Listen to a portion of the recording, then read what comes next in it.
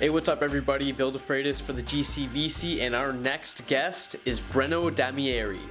But before we get started, if you could give the video a thumbs up and subscribe to the channel, it would be much appreciated. Thank you very much, and moving on. In 2018, as a brown belt, Breno moved to Canada to train at Gringo's as part of the Cicero Costha team. He received his black belt in 2019, medaling at Nogi Pans that same year. He's a very nice guy, but also a very intense competitor with a strong self-belief, so it was fun hearing his thoughts on heart and how to develop a strong mindset. So I hope you guys enjoy the interview. Thanks again for watching. I'm here at Toronto Top Team with Breno today. How are you guys? Off the top, what's your actual name? My name is Breno Damieri. Okay, where does the Mato Fino, what's that all about? Mato Fino is my nickname. What does it mean? Yeah, because my province is called Mato Grosso do Sul, and the meaning of Mato Grosso do Sul is like thicker grass, you know? But back there, when I moved to São Paulo to train like at Cicero Costha gym, they said to me that I didn't look thicker. So they said, no, it's Mato Fino. Fino is thinner. It's the opposite of thicker, you know? Because I was like small. And they said, no, you don't deserve to be called thicker, you are thinner. So that's why Mato Fino is the opposite of thicker. Okay, but okay, there, thank you. I needed the explanation there. Breno, I met you when you were a brown belt here. Very little English, I believe, at the time. Zero English. But I didn't really know much about you before you came here. So can you just let me know kind of when you started Jiu Jitsu and where you were at that time? So I started Jiu Jitsu when I was 8 years old. Like I was a little kid. And the reason that I started Jiu Jitsu was because my dad, he started first and I did. And then one time he was getting ready to go to the gym, and then he was packing his gi, he was putting his gi in his bag. And then I asked him, I was like, Dad, what is that? And he said, that's my gi, I'm going to Jiu Jitsu. And I said, I asked him, can you wear that so I can see how you look like with your gi? And he said, no, come with me instead. And then I came with him to the gym. And then when I first saw Jiu Jitsu, I loved it, you know, and then I never stopped. So now I'm 26 years old and I never stopped. So one of the cool things about Jiu Jitsu is that it can kind of take you all over the world. I've seen that you've done some traveling, obviously Portugal, Brazil, Canada, you've been through the States. What are some of the more memorable Jiu Jitsu travels, I guess, you've had? My memorable Jiu Jitsu travel, I would say Canada. Right? Yeah. Because when I came to Canada, I just loved Canada and I'm still here, right? So when I first came to Canada, I didn't know about Canada. I didn't know if Canada had a good jiu-jitsu, and I was sort of worried, you know? But when I got here, like there's so many good athletes here, there's so many gyms, and the community is doing a good job. So I would say Canada. Yeah. And how did you end up here? I have one friend and his name is Janif, and thank you so much, Janif. I appreciate you, bro. He knew Gringo, Fernando. Gringo was the guy who brought me here, right? So he knew my friend first, and he asked my friend, and my friend knew someone who was willing to come to Canada and do Jiu-Jitsu. Fernando's goal was he wants to build a competition training at his gym, and he was looking for some Brazilian guys who does Jiu-Jitsu full-time, who did Jiu-Jitsu full-time, who like to train. And Jonif said to Fernando that I know one guy, his name is Breno, he's brown belt, and I trained with Jonif in São Paulo, Brazil. And then Fernando contacted me and we talked, and he offered me something, and I thought that was a good thing to me. I was like, why not? It's a good experience, you know? And then I came here, and then I liked here. And now you're working on your residence soon, right. So you're going to be permanent, eh? Right. Amazing. You've competed like in this area quite a bit now too. Who do you feel is like kind of the toughest competition you've had in the area? Who are some memorable matches that you've had from around here? You talk about the tournament or one person? Tournament. Tournament. Or one person, either or. Okay, tournament, I would say Ontario Open is always hard, right? Okay. I won 2018, 2019 I think we didn't have because of COVID, and I think we have on the 20 and on the 21 now, so it's always hard, you know, like people here, they train a lot, people here like they take it serious as well, so I would say Ontario Open. Yeah, and how about competitors? Any memorable athletes that you've gone against? I would say Armor. Okay. I think he just got his black belt now, but when I fought, no, sorry, I think he just got his brown belt now, but when I fought with him, he was like a purple belt, and we did a no-gi match, and I think he's really tough. Yeah. He's really good. Yeah, I think is he in B team right now? I think so. Yeah. I think so. And he's heavy, right? Yeah, He's good. He's unbelievably technical. Yeah. He's really, really good. On the competition side of things, I've noticed you have like a very strong belief in yourself, strong mindset when you go into tournaments. The whole heart thing and developing that mindset, is that something that you can develop in your opinion, or is it something that you're born with? I think you can develop because, to be honest, when I was like purple belt, I didn't have confidence in myself. I didn't believe in myself that much.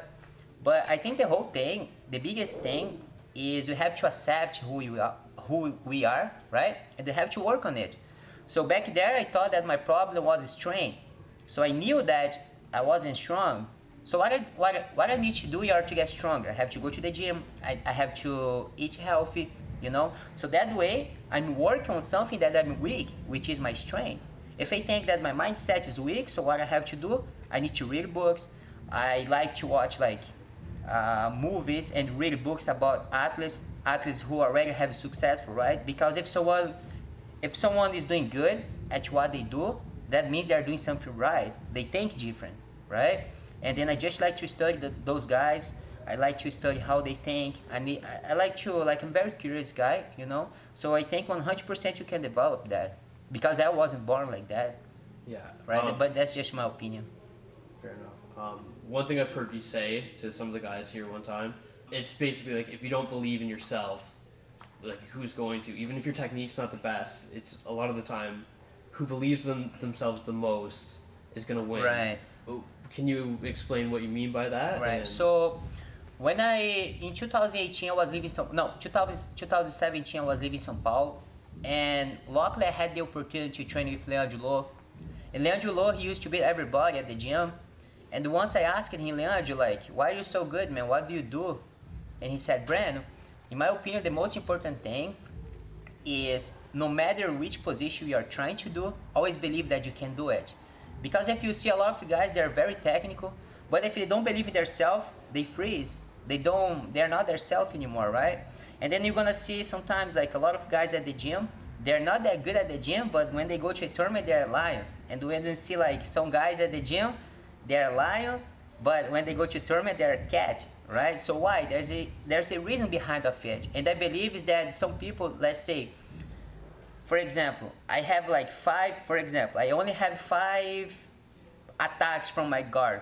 But if I really believe in my attacks, I can beat someone who has like 50 options on their guards, 50 options in order to attack someone. But if that person doesn't believe, I think I can beat them. So he said to me, when I'm passing, Leandro said to me, when I'm on top, if I'm trying to pass, I don't think like this, I'm trying to pass Breno's guard. His guard is so good. His guard is great. So I don't think I can pass. He just go, okay, I'm trying to pass Breno's guard. You go for it, and he goes. So that's how I see.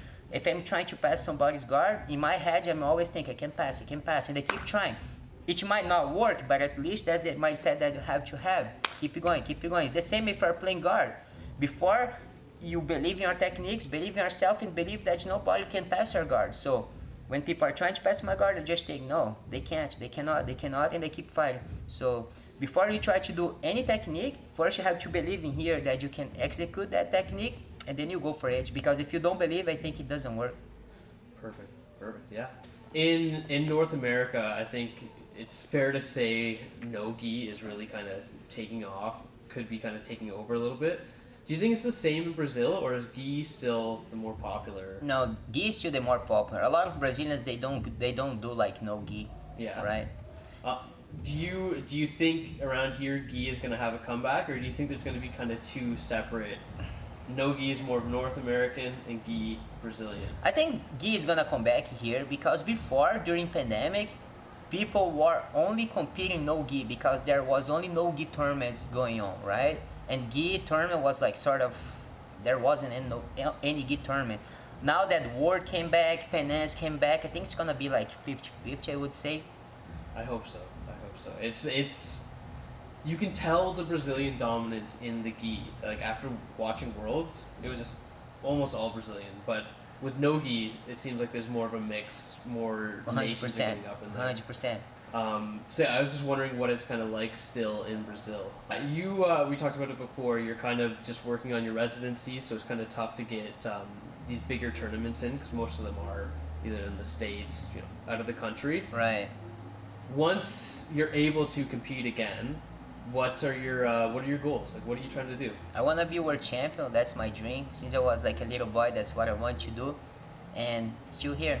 As soon as I'm able to travel right now, as you said, I cannot travel, but as soon as I'm able to travel, I'm going to compete as much as I can, as many tournaments as I can, and then my big dream is to be a world champion. Last question, and think about it for a second. Sounds simple, but why do you grapple? Why do you do this? Why do you beat yourself up? And none of us are going to be millionaires. Why do you do this? Because it's part of my life. I think it makes me happy. Like Jiu-Jitsu, when I do Jiu-Jitsu, my mind is calm, my body is happy, I'm happy. So myself without Jiu-Jitsu is the same as if you cut off my leg, so I need it. Great. Thanks a lot, Breno. Really appreciate it, man. And if you have any sponsors or you want to say any thanks. Thanks so much for Toronto Top Team. They gave me this opportunity to be here with them, training with them, so I really appreciate you guys. They have a very high level coach here at this gym. They have a very good students. They have a very good environment here. So I appreciate Toronto Top Team, and I also appreciate Cicero is my Ghee sponsorship, and thanks Canada as well. All right, great. Appreciate it, Breno. Thanks, brother. All right, thanks again for watching, guys, and thanks again to Breno. You can catch him coaching at Toronto Top Team. Please give us a like, and don't forget to subscribe to the channel. Thanks again, and we'll see you soon.